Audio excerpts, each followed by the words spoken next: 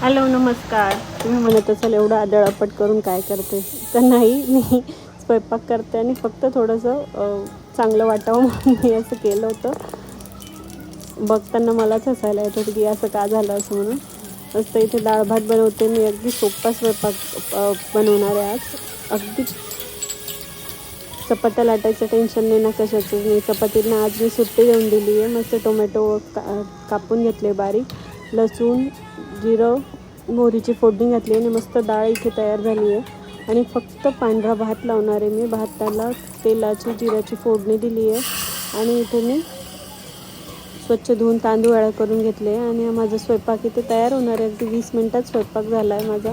आणि असं जेवण आहे ना की अगदी पोट भरून होतं. आमच्या घरात तरी मुलंही आणि मी पण सगळ्यांना आवडतं असं म्हणून पटकन स्वयंपाक होतो. Thank you for watching. बाय. कधीतरी असं बनवलंच पाहिजे.